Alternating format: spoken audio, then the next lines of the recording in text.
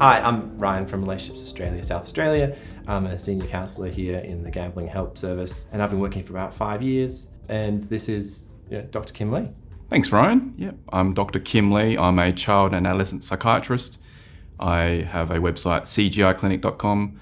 I work with families on telehealth, so all over Australia. I do psychiatric assessments for GPs, and one of the more common referrals that I'm getting right now is children, teenagers who are presenting with school refusal, spending lots of money on video games, or being aggressive and violent when their parents tell them to stop playing. One of the first things I think about when I'm looking to help people who are having trouble with gambling, I'm looking at what's a good replacement activity. Because when I think of gambling, when I think of any sort of addiction, it's kind of, from my perspective anyway, it's around I'm coping with something that's difficult. So it's emotional coping. And so if you cut off the coping, what are they going to replace it with? And so I thought, well, if you're pressing buttons on the pokies, maybe you can press buttons on a PlayStation, and that will cost you only the cost of a game.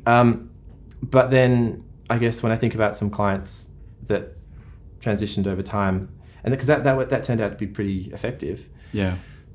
Then I had some going into things like Pokemon Go, and then I started looking a bit more at gaming and seeing quite a crossover where I guess you have things like when I played FIFA, and you got so EA's FIFA, and you got the Ultimate Team, which is where we play people online. You go get card packs, and card packs cost money. Yes. And so I started seeing more harm in that. There was a client that I've had where he'd spent over $1,500 on those card packs. And so I've seen more and more of that over time. I had a client who was playing essentially online pokies, but where you couldn't get a return, a game called Slotomania, and he spent over $10,000 in 10 months. $10,000. Yeah. And so you can never get any money out, but you get achievements in terms of top scores or levels or whatever. But you can never get any money out. Right. So have you been noticing that as well? Well, 5 years ago, I went to Singapore. I got a federal grant to investigate video gaming addiction clinics in Singapore. And I actually came across an adult who had something like 20 different Clash of Clans accounts. And they'd spent so much money, they were in debt. And they actually, were admitted to a hospital because they wanted to take their own life because, they had spent all this money and had owed loan sharks tens of thousands of dollars. So I have seen that before. I guess for me, my journey through video game addiction would have started about 2008 when I met my first ever patient. I was a junior doctor at the time. That particular patient was addicted to the game World of Warcraft. And what I realized is that the avatar shared their mental illness. So that particular patient was admitted for anorexia, and they were actually starving their virtual self as well as their physical self. How do you starve yourself in World of Warcraft? So you wouldn't give yourself any hit points, replenish your hit points or food or rations. At the time, it was called internet addiction, and that was created by a psychologist from the United States, and her name was Dr. Kimberly Young. And so the link between video game addiction and gambling was she essentially just got the DSM-4 criteria for gambling and changed the wording to video games. And that's where internet addiction started. But that's evolved now to internet gaming disorder in one of the sections in the DSM-5, which is another psychiatric manual for further research. But then in the last few years, the World Health Organization have coined gaming disorder as a condition. So I guess the other link goes back to rewards, and we're looking at rewards, whether it's financial rewards or virtual rewards. This is why I've got my little stuffed toy here, I'll call him Sam the sausage dog. Now, B.F. Skinner, have you heard of B.F. Skinner before? Yes, of course. Yeah. So B.F. Skinner, very famous psychologist from Harvard, had this experiment where he tested on rats and pigeons. The animal would press a button, right?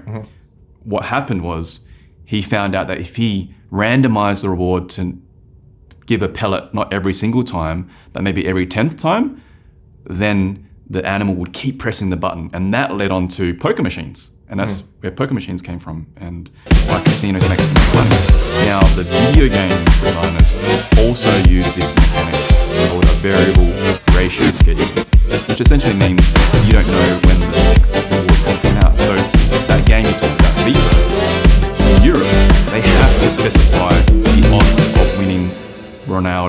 or Messi, the most valuable soccer players, what the chances are and how much money you could potentially spend in order to win that particular character. It's not really by accident though, it's by design. Like when I think about pokies, they were designed to be addictive, and they kind of looked at that, to make money, rewards, and so it's the music, it's the everything. Yeah. When I think of games, at least when I play single player games, like I played The Last of Us and I really enjoyed it. It's my favorite game. I played it once, I finished it, never touched it again. Great game. Yeah, but I've never touched it again. Right. But when you think of where games are these days, they release like add-on packs, and so you buy like an extra thing. Yeah. It's also that multiplayer bit. So when I think of World of Warcraft, what keeps people in World of Warcraft is also their friends. Yeah. And they make real friends. I had a friend who played it, and then he went to America because he played in American servers and met his friends from America there. When I think of things like Pokemon Go, if you want to beat the top end bosses, so you can get the top Pokemon, you need to have people to help you because you can't do it by yourself. Yeah. So then you need to get onto some kind of forum with groups of people, and then so that kind of holds you there. Yeah, well, I know a lot about Pokemon Go because I got into level 38 within a few years, and I had to go on my own 90-day detox because it was just taking over my life. But if we're talking about psychology, like in terms of the player types and the motivations to play, there are 4 broad categories, and this is based on Richard Bartle, who is a virtual world game designer. He found out that people would play the same game but for different reasons. So you could play it because you enjoy the power aspects. You like the politics or the bullying, the sense of domination over other players. So you were the killer player type. The second player type was the achiever player type. So you would like to collect points, compare yourself to other players, climb the leaderboard, compare yourself, and get rewards. The third player type was the social player type or socializer, people who like talking about the game, meeting other players, working as a team, and lastly, the explorer player type. So the explorer player type, they would like to find secret hacks, discover things within the game that you couldn't read about normally. So from a psychological point of view, different people can play the same game for different reasons, and you and I could play different games for the same reasons. Yeah, that's the psychology behind gaming. But in terms of, say, for example, the randomization of the rewards and what's known as the loot box mechanic. So when you, for example, bet on a race, or you buy a scratchy, or you buy a lotto ticket, or you play on the roulette table or blackjack, you kind of have a sense of the odds, right? And with loot boxes is a mechanic whereby there's a reward that you receive and you don't know what's inside, but you might have to pay for the privilege to find out what's inside.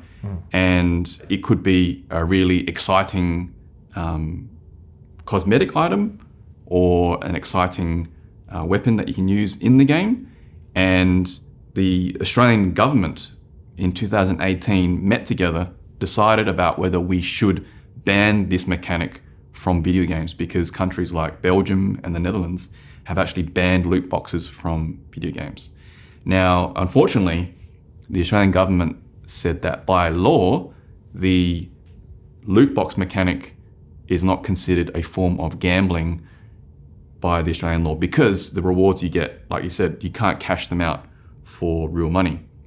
But we do know that in some games, for example, like Roblox, there are third-party websites where you can actually trade items, virtual items, for real-life money, and often you get them cheaper on those third-party websites.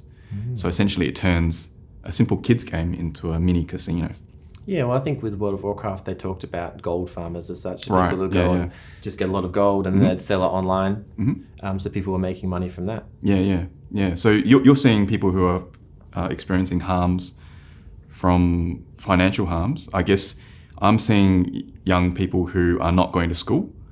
They may not be spending money on virtual items or the chance to get virtual items, but they're spending a lot of time and they're losing out on key developmental milestones in the classroom. They might not be able to sleep because they're thinking about it, or they're staying up late gaming till 2-3 a.m. in the morning and then falling asleep in class, or having social anxiety, not wanting to go into class because they feel overwhelmed. They also might be experiencing aggression and violence, which is uncharacteristic for them, especially when their parents, yank the Wi-Fi modem or yank the electrical cord out.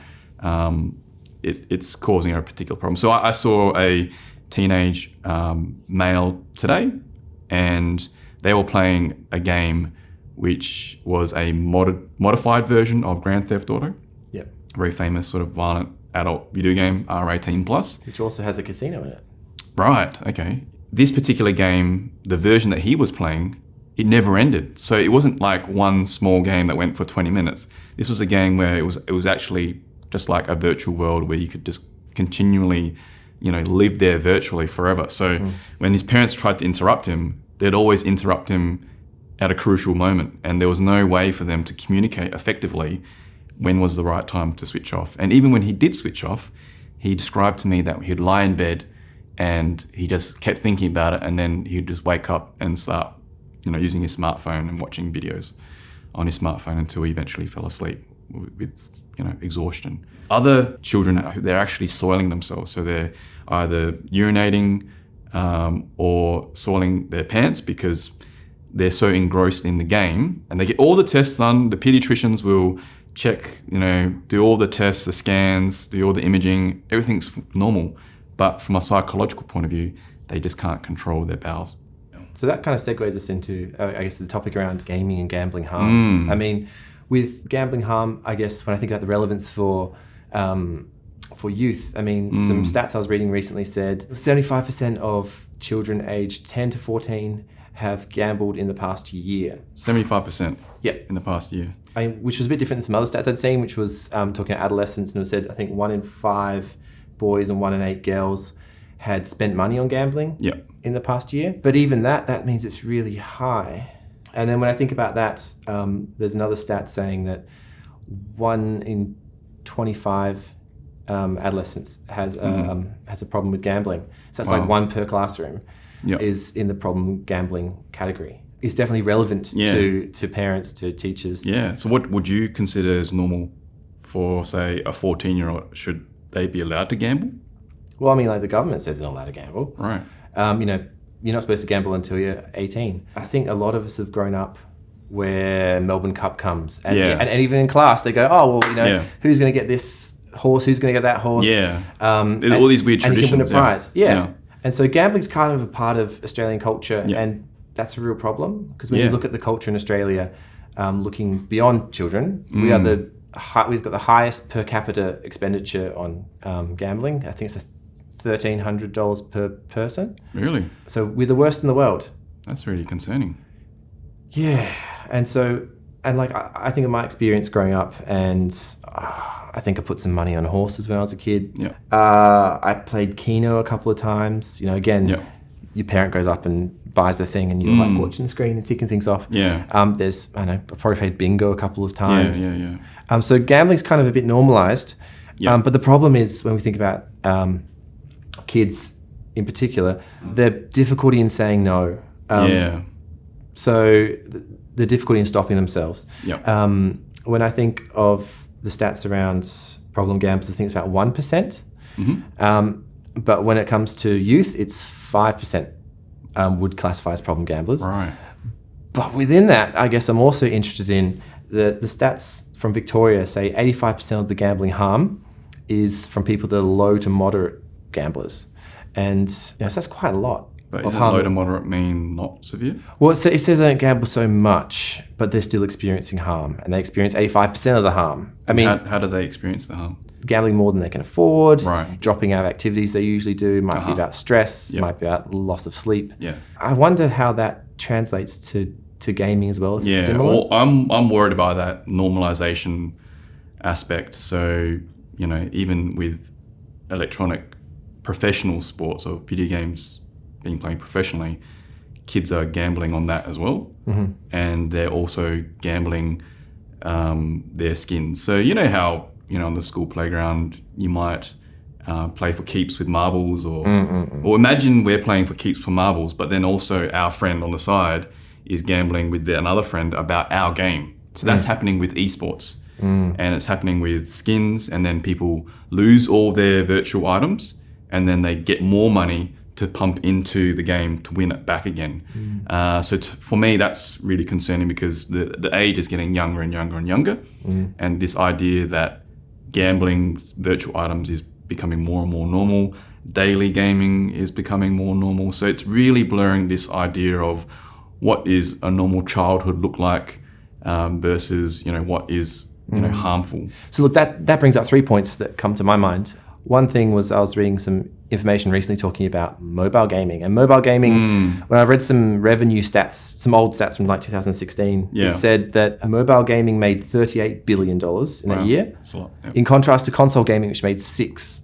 So you look who's making the money, it's the mobile games. And then there's personal computing had about 33. So mobile gaming is a really big part of it, and a bit that maybe we're not thinking about. And then there was another stat linked to that said 91% of people that have a mobile phone or tablet play games weekly, and 45% play daily.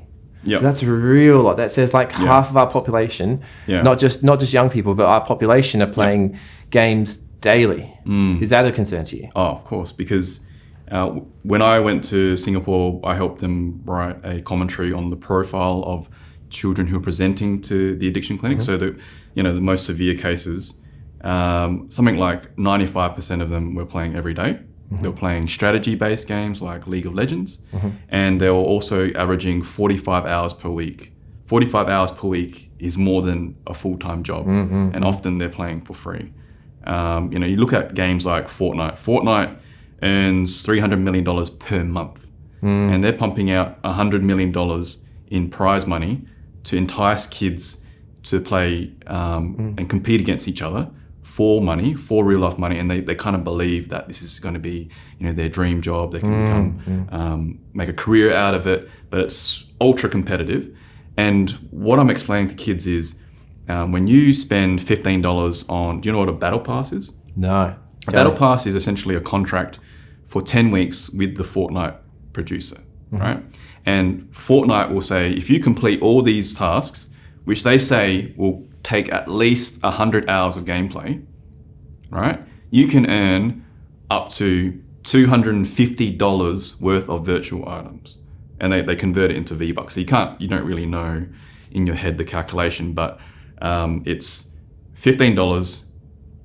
You got to spend also 100 hours, and you could get up to $250 in rewards. Now, if you think about it, if you do the math, it's $2.50 an hour, and kids absolutely love it. When I think of Fortnite, which is a game that earned $1.8 billion in 2019, like, where do they make their money from? It's when it's free to download.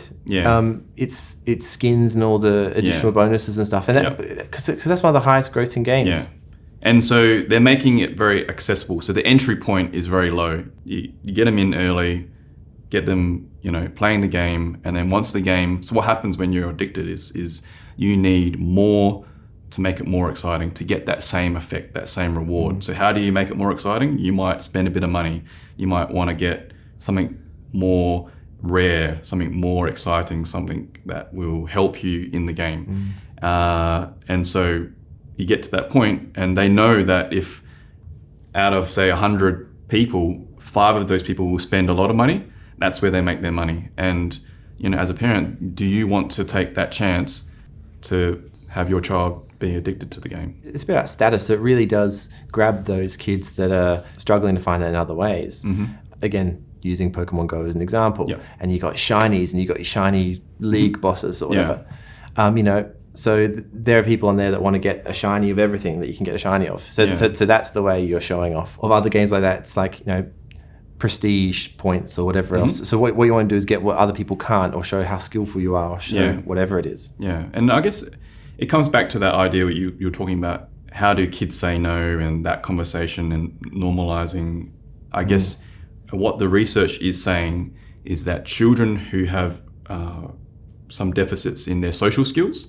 So, for example, there was a Spanish study done this year, 1,000 students. They went into classrooms and they gave them a social skills test in addition to a gaming addiction test. They found out that the kids who were addicted to video games, they weren't able to say no to their friends. When they went to the shops and they got shortchanged, they didn't feel comfortable confronting the person about them being shortchanged.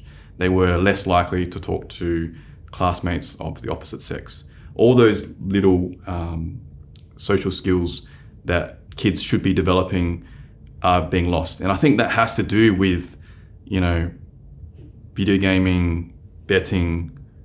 The only way that we would talk about, how Port Adelaide went on the weekend is, did you bet on them winning or not? It's not about the skill of the game or how exciting the game was because, they lost by 1 point.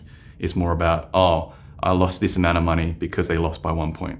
Does that make sense? Mm-mm. I think one of the other things is, if I jump back to similarities that I see between gaming and gambling is both of them are escape from reality. Like when I talk to my gamblers, like particularly the pokies, some with chronic pain have said, for example, that's the only time when I don't experience pain because they're just lost in this moment of just boop and then seeing what happens and then boop and seeing what happens. And then with gaming as well, you're getting really frustrated with your parents, you're getting really frustrated with whatever it is, and you can just turn the game on a bit and just focus and just everything disappears. Yeah, and so that same Spanish study, they also looked at the family dynamics and they also looked at the personality traits of the children. So they found out that girls who were anxious were more likely to be addicted to video games. Girls who played during the week were more likely to be addicted.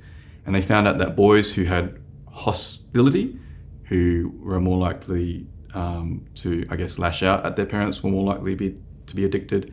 And boys who played on the weekends were more likely to be addicted as well. I guess some things that I'm hearing about, particularly with gaming at least, is I hear from parents talking about kids, punching holes in walls, smashing windows, threatening the parents even when they turn off the game.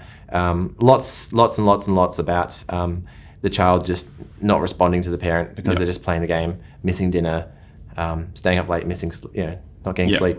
And I've heard from some schools around basically kids not going to school because they're too tired or just because they prefer to play games. I mean, what are you hearing about?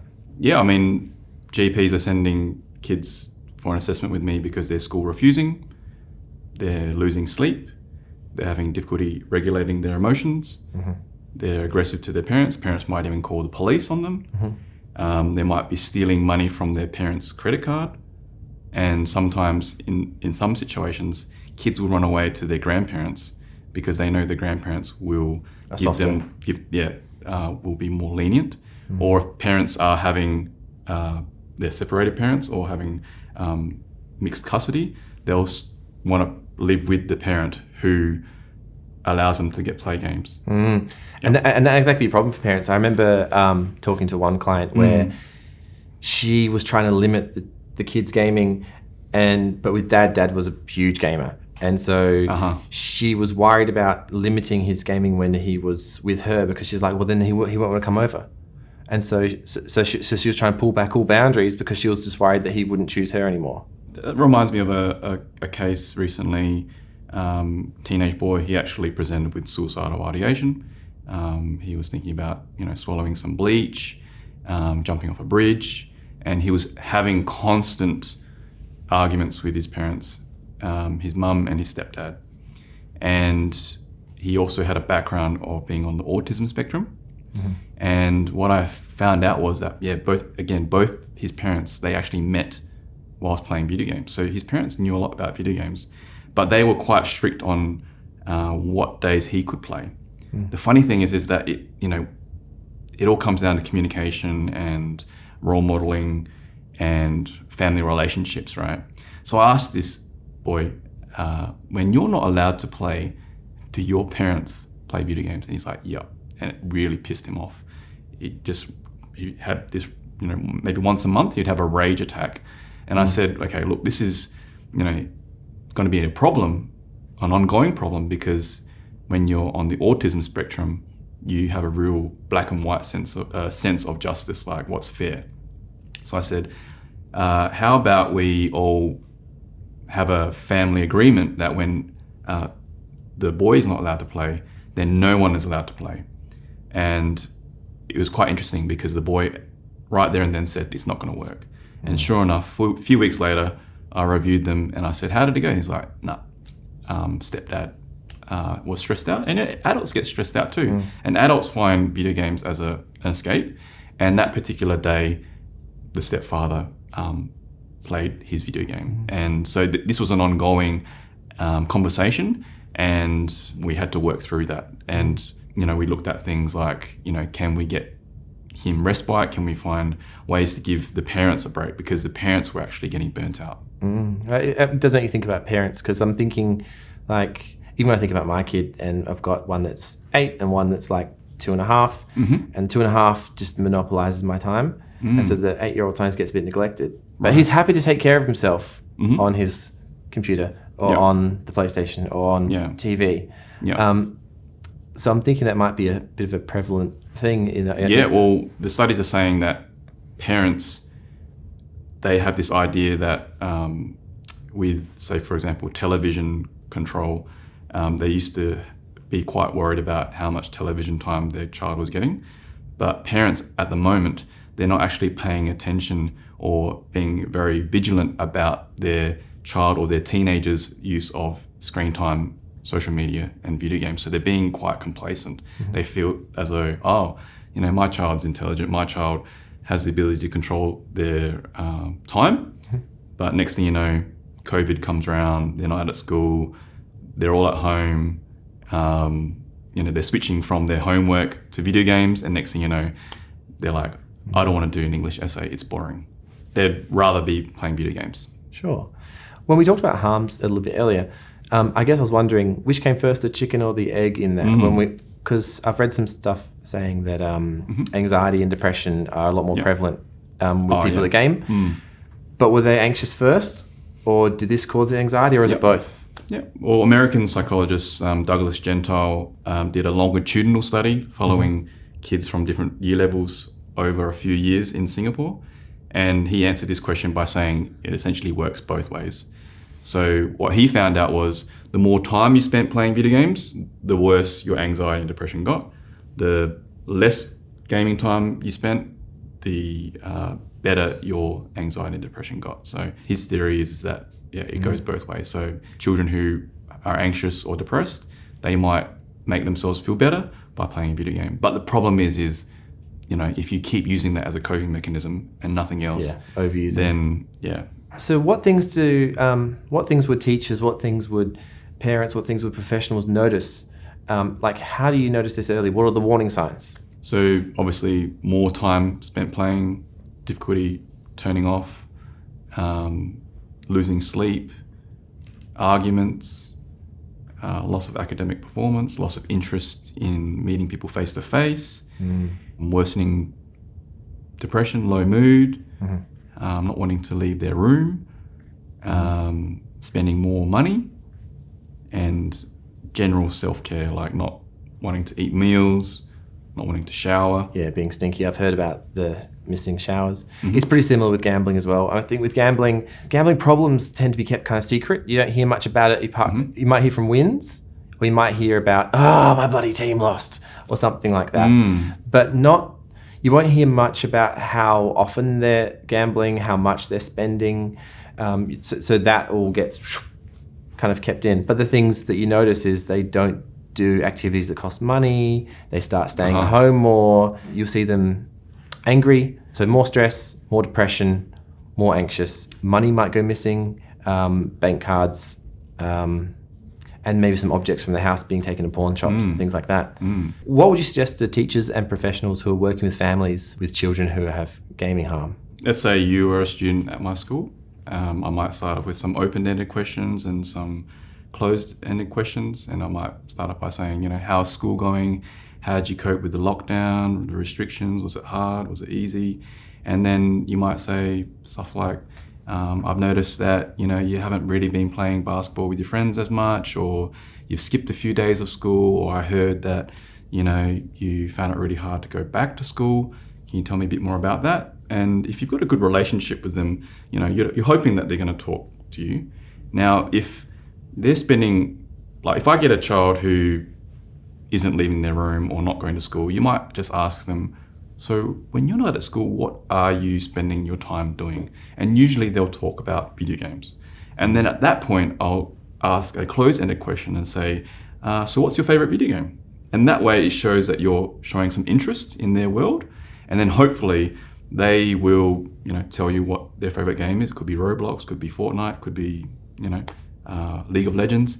And then from there you ask them, what is it about that particular game that they find so much fun? So that's talking about the rewards. Mm-hmm. So they might be saying, I like playing with my friends on there, or the teamwork aspects, or I'm really good at it. I'm, gold level or platinum level this.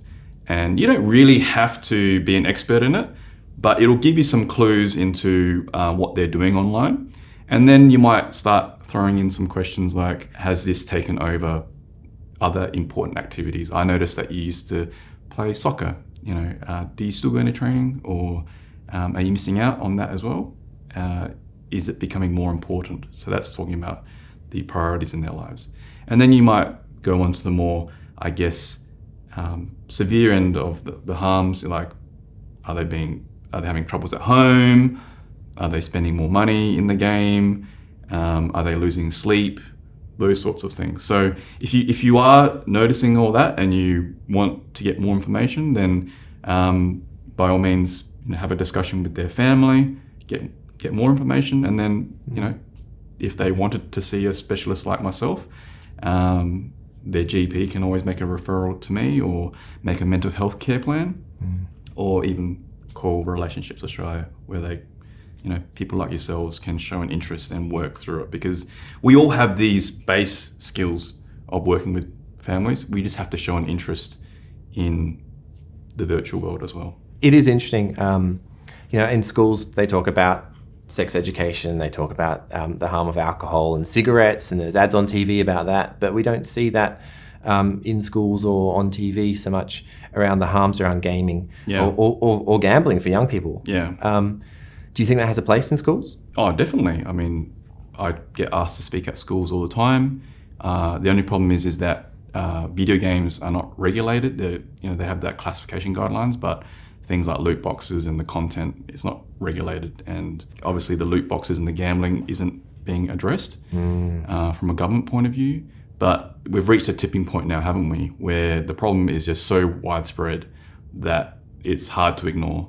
And there's enough kids. Before, there might be one or two, but now, more and more children are presenting with these problems. And it's not just boys, it's girls too. So what are some further resources, like if people wanted to find out more about this topic, where could they go? So I've got my website, cgiclinic.com. So CGI just stands for Computers, Gaming and Internet.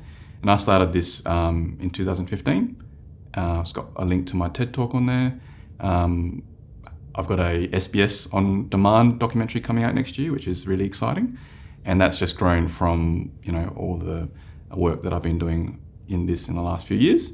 I find gamequitters.com a really useful website. They have 80,000 users, and they're more of the older sort of young men in their 20s, college-age students who go to that particular resource. There's parenting resources on that website. There's also a free forum where people who are doing the 90-day detox can seek support, kind of like how you would in an AA sponsor situation. People will support you in your daily journal logging. Some resources that I'm aware of would be, there's a group called EMP Pathways, which is working with youth around turning that passion into something a bit more tangible. What's the EMP stand for? So electronics, music and passions. Oh, cool, yeah.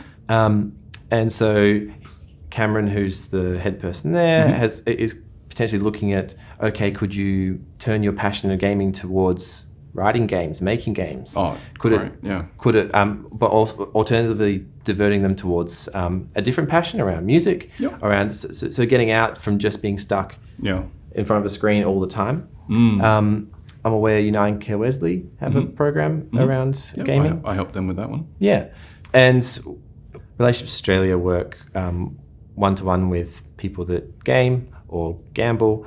and their parents. And we've also got some group programs coming up in the next year. For teenagers? For parents and teenagers, and some programs in schools. Relationships Australia, South Australia, we provide one-to-one counselling with people that are gambling or affected others, and similar with gaming. And then we've also got a group program called Stepping Up to Gaming, which is with parents and the children. And we've got a school program called Level Up, which we're starting in the new year. Great. So we've got a few resources there as well. That's fantastic. Yeah. Good luck with that. Cool. And I guess what also comes to mind is all those things are free. And my telehealth service, if families are from rural or remote areas, they might be eligible for a Medicare bulk bill assessment with me. So thanks for coming today, Kim. I've really enjoyed having you here, and hopefully everyone that's been watching today has been really enjoying that too. I mean, I certainly have. Thanks, Ryan. Thanks for inviting me, and good luck with your program. Yeah, thanks.